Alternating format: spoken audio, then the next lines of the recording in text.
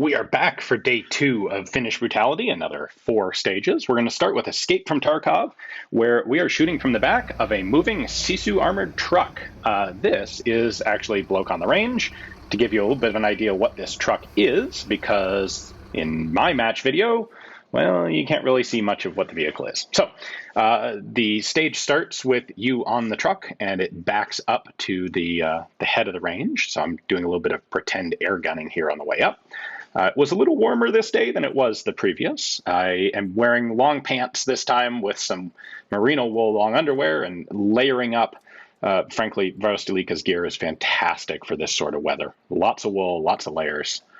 Works great. So, got my armor, got my backpack.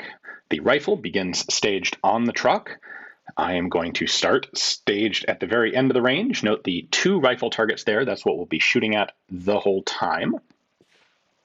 Now, once I get to the end, all right, this first section is not timed.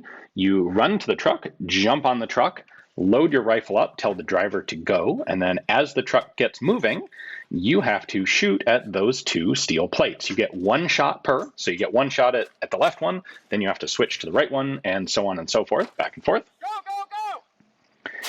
And every hit that you make is worth a 1-second bonus. So there's 2 so far. I had a couple issues today with my bolt release locking open. We addressed that in some of the discussion over on InRange. Basically, it's a pre-production gun. I need to get the last little bit of upgrade to have this up to the standard of what is currently being sold. Anyway, once you get a certain distance, you have to stop shooting.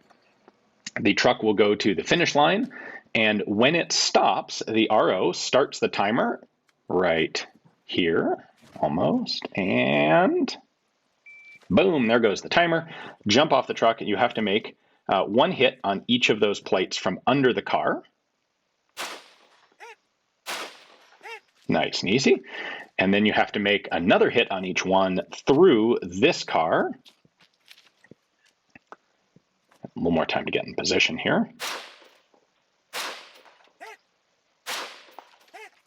And then 1 more time back to the orange car and hit from underneath it. This stage went really well for me.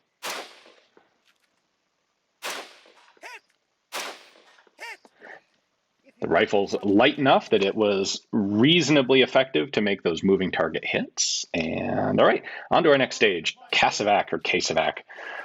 Here, instead of the Sisu armored truck, we have the Nasua Finnish tracked, unarmored. This is made out of fiberglass. But we're going to start in there. Stand by. To hop out while maintaining muzzle control. That's a little tricky for me as a lefty. And then engage each of the targets.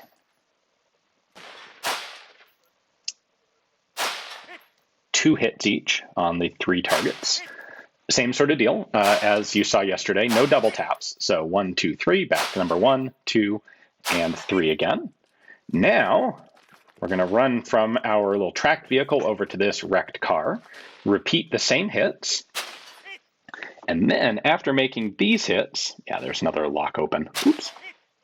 After making these hits, we have to put a tourniquet on a mock casualty and drag them back. So the deal is, at the very end, you're going to pull your magazine, so you have 1 round left in the chamber, and you have 1 opportunity to make a hit, which I miss. Once again, a bit disappointed in some of my shooting.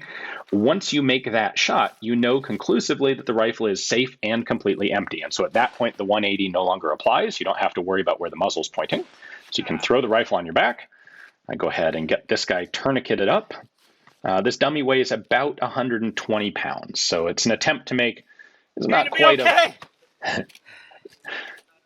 I missed and you're going to die, but we'll get through this.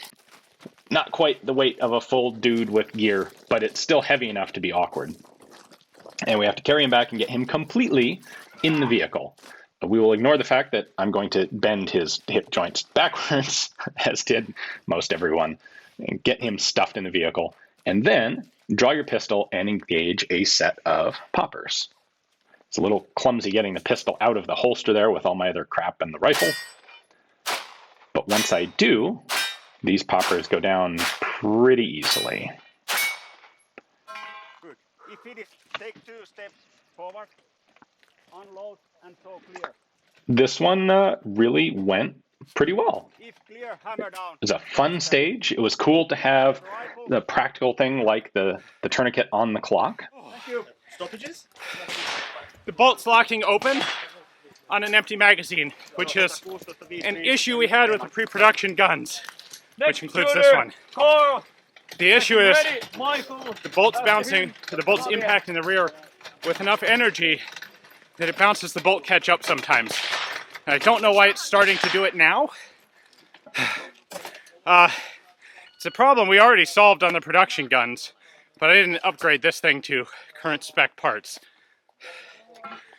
So annoying, but what I did find is I could tell by feel when it happened.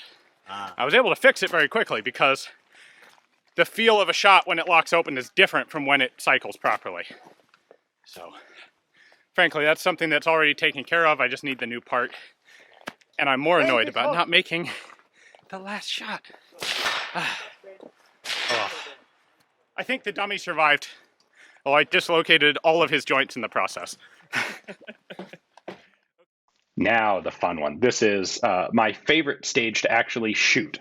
The trench was the best stage of the match, but this is like my bread and butter. So the deal here is you go prone, you have to get 1 hit on each of 2 targets, you then stand up and you heave the kettlebell across the range, you then run to where the kettlebell landed, go prone, and make hits on each of the targets. And you repeat this. Now, normally we would run this stage where you go from, up towards the targets for a certain distance. Instead, here, this being the extreme Casarda drill, we're running for a full 180-second par time. Once you get to the end of the range like I am here, you just turn around and head back the other direction, and you keep going until you run out of time. Now, you can see the sticks. Every stick you pass is a 1-second bonus. The kettlebell is 44 pounds. It's a 20-kilo kettlebell. It looks a little bigger, but it's got some hollow space inside. But 44 pounds is still pretty chunky to be throwing around. So I absolutely love doing this style of stage. We actually did this in Winter Brutality back in February in the snow, just a couple of us. And it was fun there too. So this was a little bit easier for people earlier in the day when the mud was nice and frozen. You got a little bit more rolling of the kettlebell. Still not too bad for me here. I got a few of these throws that rolled, a few of them that didn't. The What Would Stoner carbine is just fantastic for this sort of thing. The bipod is as much for stability on shots, because this sort of shooting really gets you out of breath, tests your ability to make hits under physical stress. But in addition to stabilizing for that, well, now that I say it, the bipod also helps you just leave the rifle standing up, which makes it quicker and easier to get to in between shots. But I think I did this. I shouldn't say this now, but I think I actually shot this stage completely clean with no misses the entire time.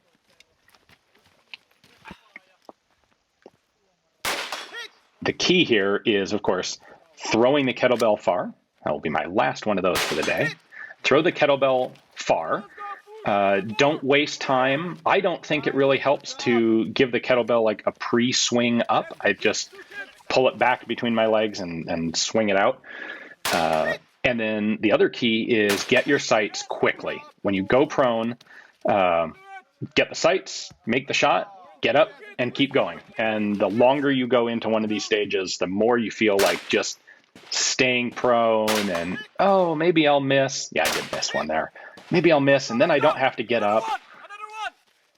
The Polenar guys are highly motivational here in the background. And I'm so close to being able to get one last set. I got one of the 2 shots. So a total of 24 bonus points, which is awesome and my best stage of the match. This one was, unfortunately, to me, my most disappointing stage of the match, the one that we ended on, learning the ropes. So this is pistol only, and it's going to start by getting you nicely a little bit winded. These two jerry cans are not full. They're like 3/4 full, which is about the worst possible for carrying them easily because the water's sloshing around inside them. So we drop them in the square there, come up to here, and the first shooting challenge is a pistol spinner. I hate pistol spinners even more than I hate rifle spinners. And I'm having some serious pistol issues on this stage. Now, starts out really well here. The problem is I opted to go with a fairly heavy set of gloves. My light gloves were all soaking wet and freezing. My heavy gloves were more or less dry, but these gloves destroyed my ability to have proper trigger control. And you'll see it actually getting worse later in the stage. There is a limitation here. You're allowed 34 rounds on the spinner. And then if you haven't made it, you are required to just stop and move on to the rest of the stage, or else a lot of people would time out on the spinner. So I made a couple more hits here. I started to get it a little bit higher, but I end up running out of time, or running out of cartridges. One more. Yeah, yep.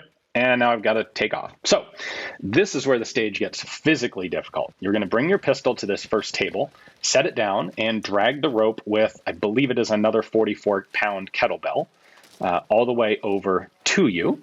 You then have to retain a grip on the very end of the rope and hit each of those hanging plates once. I think I pull it off well on the first one here. Yep, hit. Now, well, 2 shots and magazine runs dry. Again, hold on to the end of the rope. There we go. Now engage the safety, run to the other table with the rope, put the pistol down, and pull the rope back again. And we're going to repeat this a total of 4 times. So this is number 2. Hold the rope. The reason that you're holding the rope is so that when you do make the run to the other end, you've already got the rope in hand. There we go. That was pretty well done as well. And so you're not going to pull up short on it. You're not going to trip on it. And I'm slowing down here a little bit. That kettlebell is heavy, and there's dragging it through half-frozen mud kind of sucks. Now, this, I have some real issues. I'm putting the pistol down. I have to maneuver my trigger finger into the trigger guard. I don't even know what was going on here. There's some problem with the glove, and I couldn't get pressure on the trigger. It wasn't actually a gun malfunction. It was just the glove and the trigger weren't working. So there are those 2 hits. Engage the safety. You can see I put on the safety with my right hand because I didn't have the dexterity with the glove. And then I run out of time. So a total of 3 penalties, the 2 hits I didn't make here, plus not spinning the spinner. And this turns into a terrible stage for me. Overall, I came in just over the 50th percentile mark, 48th out of 109 overall, 38th out of 69 in the armored/TST reservist division. Little disappointed in my shooting, but it was an absolutely fantastic match, and I would strongly encourage anyone who has the opportunity to go. If you can't make it to Finnish Brutality, if you're in the US, definitely check out Desert Brutality. It's a bit of a different vibe, but the same rules and the same idea of a physically oriented, practical shooting match. Hopefully you guys enjoyed these. Huge thanks to Varusteleka for making this match legitimately the most enjoyable, most challenging, both mentally and physically, shooting match that I have ever had the privilege of shooting in my life. So anyway, we'll talk to you next time, and we'll be back fairly soon with footage from Desert Brutality 2021. Thanks for watching.